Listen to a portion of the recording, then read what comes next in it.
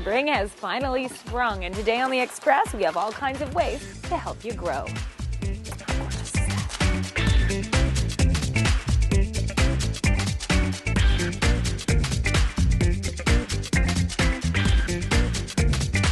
On today's show, we're shrinking. Our yards are shrinking. A lot of people are condo dwellers. Small space patio possibilities with gardening guru Brian Minter. And try and make this corner, I bet you can. Longboarding in North Vancouver. Learn some tricks from pro rider Mike McGoldrick. Bungee jumping in Whistler. Yes, that guy's in a wheelchair. Wherever we go, we've got our binoculars. And later, birding at the Great Blue Heron Nature Reserve. It shouldn't be too long till where they're sitting on eggs either. Right? See that and more local expression.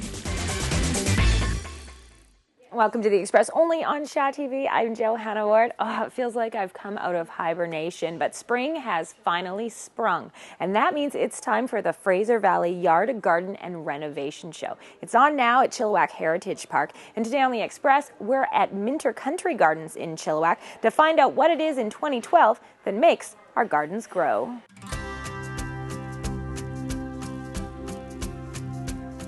You know what they say? Gardeners know the best dirt. What do you mean you can't drink it? Oh, yeah, okay, you can do it. I love it. Smoke it if you want. Nobody understands flower power quite like gardening guru Brian Minter. Although he's got an 18-acre garden shop and a 32-acre show garden to weed, he's the first to tell you that small space gardening is where it's at. I love that this is the one time when I can have dirty fingernails and it's okay. Yes, it's great. It's the way to do it. That's what that's a lost art. The real artistry is what Brian can create in one container. We start with two different types of blueberry. So now we're going to go cross-pollination. We'll have early and late and blueberries all along, which is actually quite wonderful. But there's more to it than that. We add bay leaves for cooking, rosemary for fragrance. And that's supposed to increase energy too, just smelling it. Cool, absolutely. How can you do anything in the cooking kitchen without chives, for example? So we'll put some chives in here, which are really quite cool. I'm surprised how much can fit into one small container. We got blueberries, we got chives, we got bay leaves, and we got rosemary. We got everything here, but it doesn't look pretty enough. We finish with pretty perennials and end up with a plant-packed edible container that hardly takes up any space. Gary Moran of Fantasy Farms is also seeing the trend of small space gardening. We're shrinking. Our yards are shrinking. A lot of people are condo dwellers and stuff like that. They have no room, but they still have a passion for gardening. This is vertical gardening. So instead of going wide, we're going up. We're going up. Yeah. And you can see how tall this is, right? You're like 6'5", and I'm 6'5", yeah. 6'6". We're huge. We're huge, yeah. So you can see how big this wall is. The new smart wall created by the local company Northern Innovators really is that. Smart, efficient, and easy to use. It's self-watering. It waters from the top here, comes all the way down, all the way to the bottom, back into the reservoir to be recycled and used again to go to water the second time. And you know what, I'm so lazy that the thing I like the best is I don't even have to take it out of here. My hands don't even get dirty. I know. You're the only gardener in the world with clean hands. That's right, baby hands. Of course, for some, getting your hands dirty is part of the fun. Just watch the soil fly when Brian's green thumbs are at work. He says another trend is the sensory container, tapping into the full experience, what you see, smell, touch, and taste. It's not simply a pretty plant in a pot. No. That doesn't cut it anymore. Wow. Is it art? And the acid test is, can you take a picture of this? Can you take a photo, frame it, put it in the wall? If you can, it's art. This is art. Living, breathing, beautiful art. In a container, but not contained. But I want your face in there with it when we take a photo, can we? Just be like... Feeling like a flower child, I'm Johanna Ward in Chilliwack for The Express.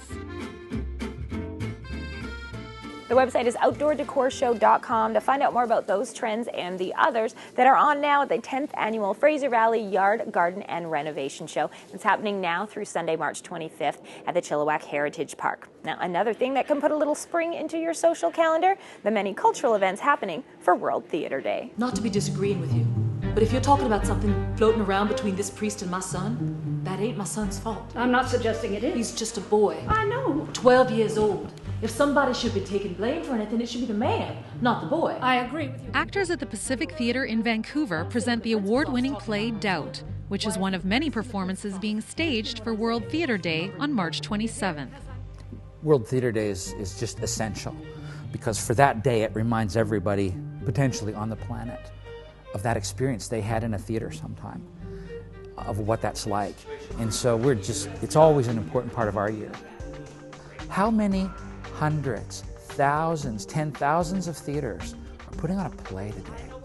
How many people are seeing this? So you feel to be part of this massive thing and it reminds you this is really important in our culture. But you're in here in this room. This man is in my school. World Theatre Day is an event that was started in 1961 by a UNESCO-based organization called the International Theatre Institute.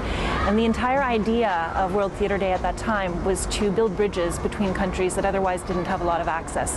At the time, the Iron Curtain existed.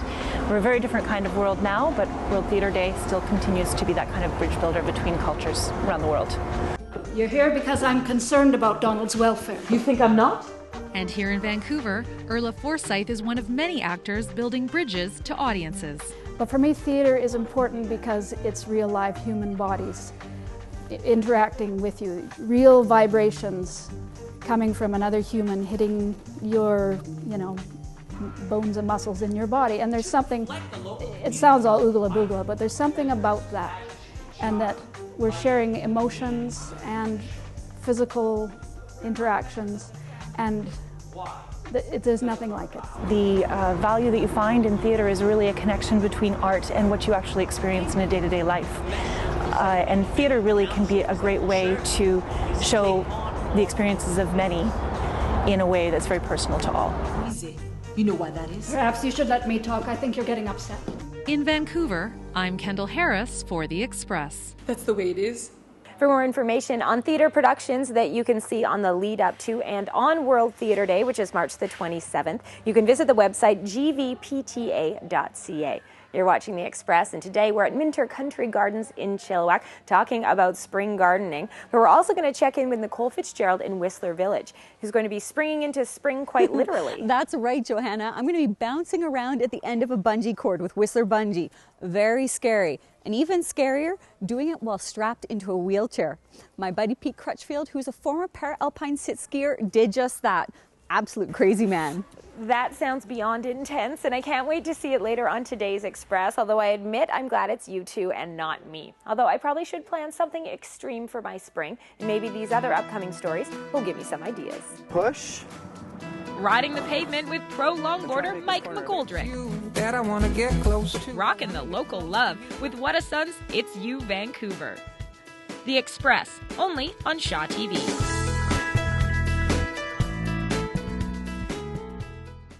Community programming on Shaw has been generously sponsored in part by...